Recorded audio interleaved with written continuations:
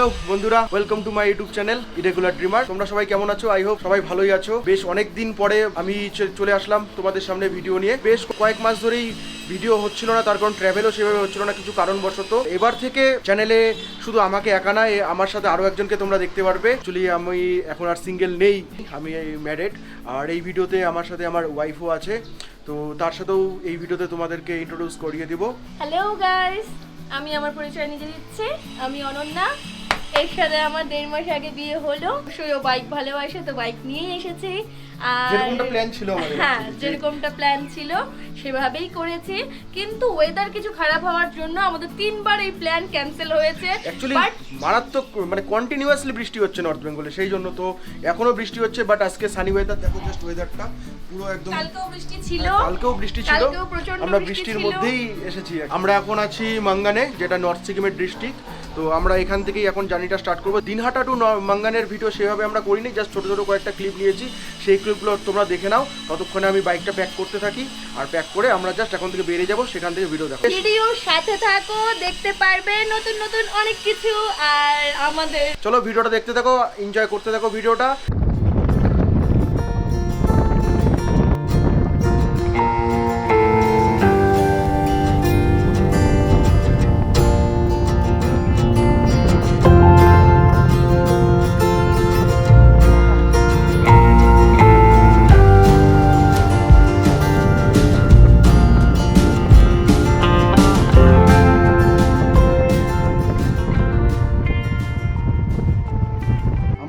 Fully ready হয়ে গেছি। মানে আমরা এই রুমে ছিলাম, এখানে ব্যালকনি আর সামনে পুরো পাহাড়, একদম রেঞ্জটা দেখা যাচ্ছে। আমরা এখন এখান থেকে বেরিয়ে পড়বো। একটা ইনফরমেশন দিয়ে রাখি, যদিও অনেকেই জানে, বাট যারা জানে না আর কি নর্থ সিকিম ব্যাপারে। তো নর্থ সিকিমের কিন্তু লাস্ট যেটা পেট্রোল পাম্প, সেটা কিন্তু মাঙ্গানেই। তো যারা যারা বাইক নিয়ে আসবে তারা অবশ্যই কিন্তু মাঙ্গান থেকে তারা একদম পুরো ট্যাঙ্কটা ফুল করে নেবে, আর পারলে আরও তেল ক্যারি করতে পারবে। মাঙ্গান থেকে লাচেনের উদ্দেশ্যে আমরা রওনা দিলাম।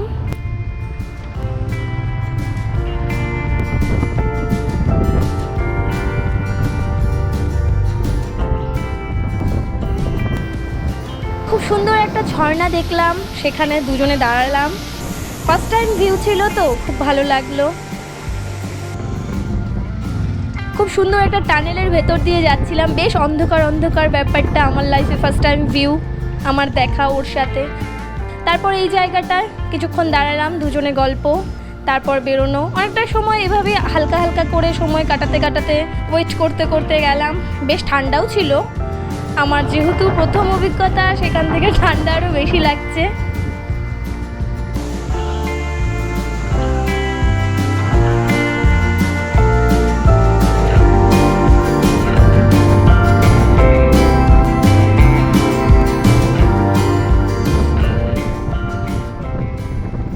ফাইনালি আমরা লাচেনে ঢুকে গেলাম। বেশ অনেকক্ষণ ধরে রাইড হলো, আর এখন রাস্তা অনেকটা সুন্দর হয়ে গেছে। আগের মতন আর এতটা অফরোড নেই, বলতে গেলে পুরো রাস্তাটাই প্রায় সুন্দর হয়ে গেছে, পুরো পিচের রাস্তা। কেমন লাগলো বলো? সুপার ঠান্ডা, পুরো ঠান্ডা নাকি?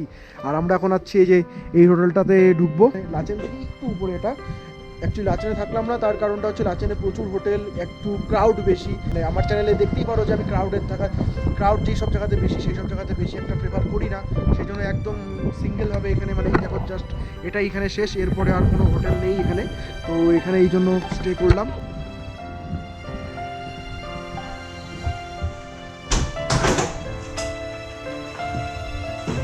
ও বেলগুড়ির থেকে ভিউটা দেখা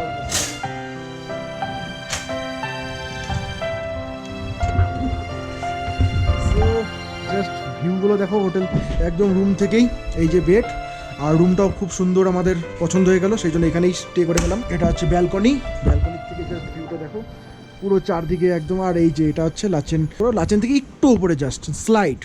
আর ওই যে ওখানে সব হোটেলগুলো, লাচেনে প্রচুর হোটেল আছে, চাইলে তোমরা ওই হোটেলেও থাকতে পারো। আমি একটু যেহেতু ক্রাউডটাকে বেশি পছন্দ করি না, সেই জন্য লাচেন থেকে একটু দূরেই থাকলাম। চলো এখন ফ্রেশ হবো। আমি জানি না ঠিক যে এই গোপ্রো ক্যামেরাতে বোঝা যাচ্ছে কিনা, ঠিক ওই সাইডটাতে হালকা বরফ দেখা যাচ্ছে। আই হোপ কালকে হয়তো বরফ দেখতে পারবো। তো চলো ভিডিওটা দেখতে থাকো। আর এখন আমরা যেহেতু লাঞ্চ করিনি, তো এখন লাঞ্চটা করবো। কালকের জার্নির থেকে যদি বলা যায়, তবে বলবো আজকে জার্নিটা একদম গায়ে লাগেনি, আর ভালো লেগেছে। কারণ নানান জায়গায় দাঁড়ালাম, ওখানে কিছুক্ষণ সময় কাটানো হলো। ওয়াটারফলস গুলো কেমন লাগলো? সুপার। খিচুড়ি আর হচ্ছে এগ অমলেট করেছি, সেটা চলে আসছে, এখন এটা খাবো। একটু লাচেনটা জাস্ট ঘুরবো।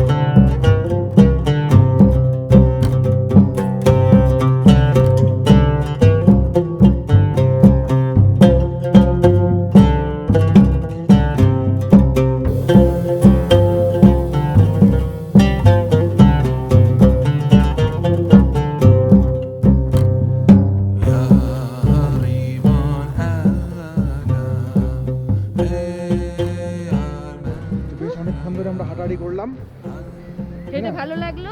হ্যাঁ, কালকের জন্য এনার্জি রাখতে হবে, তাই রুমে চলে যাচ্ছি। কারণ কালকে কিন্তু আমরা যাচ্ছি কোথায় তোমরা অলরেডি বুঝতেই পেরেছো। আমরা কালকে যাচ্ছি গুরুডংমার লেকে। তো সেখানে যেহেতু অক্সিজেন লেভেল অনেকটাই কম, তো সেই জন্য আর বেশি অ্যাক্টিভিটিসের দরকার নেই। এখন ডিরেক্টলি আমরা রুমে চলে যাব, তাই না? কি বলো? অবশ্যই। একটু মোমো খেলে কেমন হতো এখন? খুব ভালো, খুব ভালো হতো। তাহলে চলো একটু মোমো খাই, তারপর আমরা একটু গোলমরিচ আদার চাও খেতে পারি, কিন্তু হ্যাঁ সেটা কাটা বেশ হিট হবে। লবঙ্গ গোলমরিচ তো আমাদের কাছে আছেই। আর ভালো কথা আমরা বলে দেই, যদি অবশ্যই সবাই জানে, তবুও বলছি, যদি এরকম অক্সিজেনের প্রবলেম কারো থেকে থাকে বা কেউ ভয় পেয়ে থাকে, তো অবশ্যই অবশ্যই গোলমরিচ, লবঙ্গ আর একটু কর্পূর, এই কটা জিনিস সাথে রাখলে সাহস পাওয়া যাবে। অক্সিজেনের প্রবলেম হোক চাই না হোক, বেশ সাহস পাওয়া যাবে।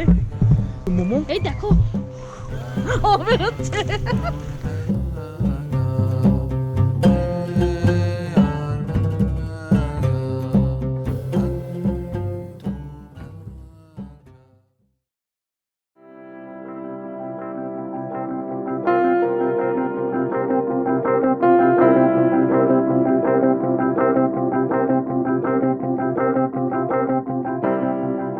গুড মর্নিং বন্ধুরা, সেই গুরুডংমারের জন্য আমরা বের হচ্ছি। এখন ভোর 6টা বাজে, একটু লেট হয়ে গেল, but it's okay. Bike warm start হচ্ছে আর আমরা ফুল রেডি একদম। এখন জাস্ট বেরিয়ে পড়বো এখান থেকে গুরুডংমারের জন্য। Let's go for Gurudongmar.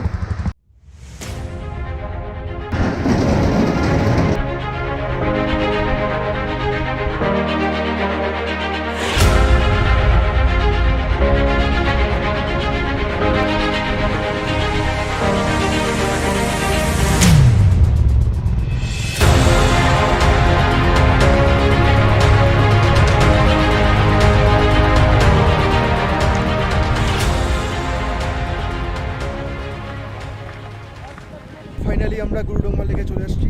রাস্তা এখন বেশ বলতে পারো অনেকটাই ভালো হয়ে গেছে। আমি 2019-এ যখন লাস্ট এসেছিলাম তখন রাস্তা অনেকটাই খারাপ ছিল, বাট এখন রাস্তা কিন্তু অনেকটাই ভালো হয়ে গেছে। অসুবিধা বলতে কোনো রকম অসুবিধা হয়নি এখন অবধি, ভগবানের আশীর্বাদে। সিরিয়াসলি কোনো রকম কোনো প্রবলেম নেই, একদম বিন্দাস আছি, কুল আছি। সো এখন আমরা জাস্ট আর কয়েকটা ফটো তুলে এখান থেকে বেরিয়ে পড়বো। তোমার কেমন লাগলো লেকটা? তুমি তো এখানে প্রথম আসলে না, তো কেমন লাগলো বলো? ইচ্ছে ছিল বরফের ওখানে যাবার, বাট ওখানে যেতে গেলে অনেকটা অ্যাক্টিভিটিস দরকার, তো তাতে আমাদের প্রবলেম হতে পারে, দরকার নেই। একদম। হ্যাঁ, তো নেক্সট টাইম আবার আসবো, বরফের শুট আবার হবে।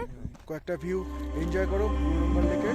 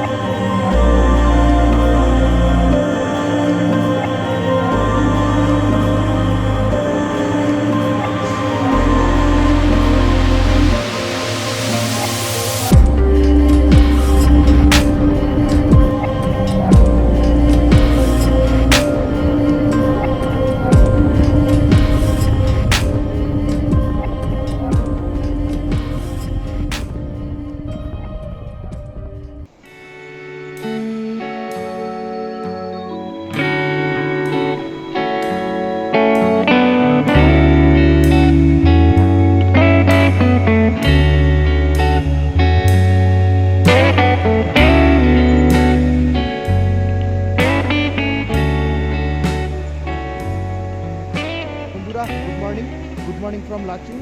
আমরা কালকে রাত্রে লাচুংয়ে ঢুকেছি। কালকে লাচেন থেকে যখন বের হলাম, লাচেন থেকে চুংথাং অবধি কন্টিনিউয়াসলি বৃষ্টি হয়েছিল। আমরা এখন আছি এই যে এই হোমস্টেটাতে। এটা লাচুং থেকে একটু উপরে, এই যে এটা হচ্ছে লাচুং, আর আমরা আছি এখান থেকে খুব সুন্দর ভিউ দেখা যায়। আমি এই হোমস্টের কন্ট্যাক্ট ডিটেলসটা ডেসক্রিপশনে দিয়ে দিব, প্লাস ভিডিওর নিচেও দিয়ে দিব, যাতে তোমরা এখানে থাকতে পারো। এখানে থাকার একটা বেনিফিট, সেটা হচ্ছে মানে একদম নিরিবিলির মধ্যে। লাচুংয়ে যেটা আছে, লাচুংয়ের মধ্যে কিন্তু প্রচুর ক্রাউড, আর জানোই যেহেতু ক্রাউড যাদের পছন্দ না আর কি, তারা এখানে থাকতে পারো। আমি তাদেরকে প্রেফার করবো যে এখানে থাকার জন্য। একদম উপরে স্নো কভার্ড মাউন্টেন দেখা যাচ্ছে, আর এই সাইডটায় কাটাও যেতে হলে কিন্তু লাচুং দিয়ে, মানে এটা হচ্ছে ইয়ামথাংয়ের রাস্তা, আর ইয়ামথাং 0 পয়েন্টের রাস্তা। আর যদি যারা কাটাও যেতে চাও, তারা কিন্তু ওই লাচুংয়ের ওদিক দিয়ে, এই দিক দিয়ে হচ্ছে কাটাও যেতে হয়। বেসিক্যালি এই যে পাহাড়গুলো দেখা যাচ্ছে, এগুলোর পিছনেই হচ্ছে কাটাও। চলো বন্ধুরা, লেটস গো, দেখা হচ্ছে একদম ইয়ামথাংয়ের রাস্তায়।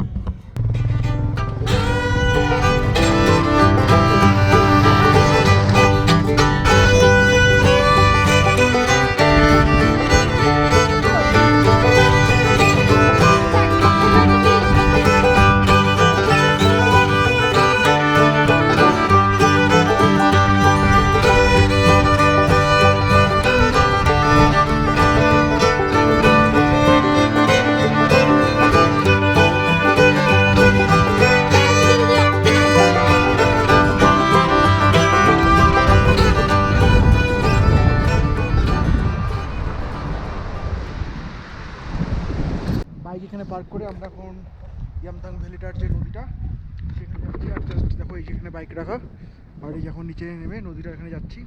তোমরা দেখো ইন্টার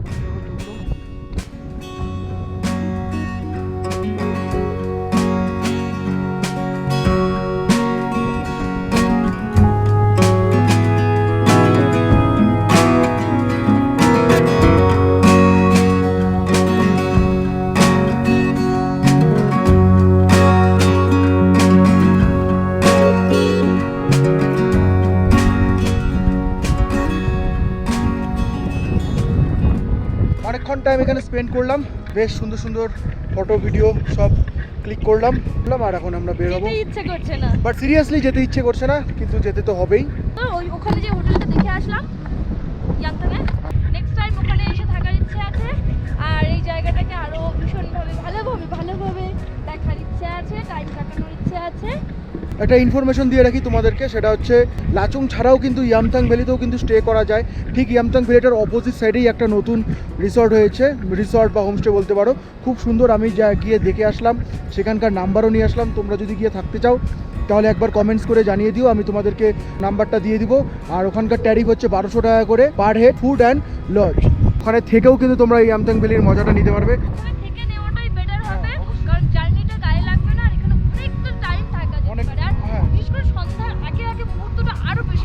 সারাদিন এক কথায় মনে করো টাইম না, অবশ্যই সে তো আছেই, তার বাদে যে সূর্যটাতে ডুববে না, তার আগের মুহূর্তটাও এখানে বেশ, নদীর পার, সূর্য ডুবছে, আর পাহাড় প্লাস স্নো কভার মাউন্টেন, দারুণ লাগবে। তো আজকের মতো এখানেই টাটা।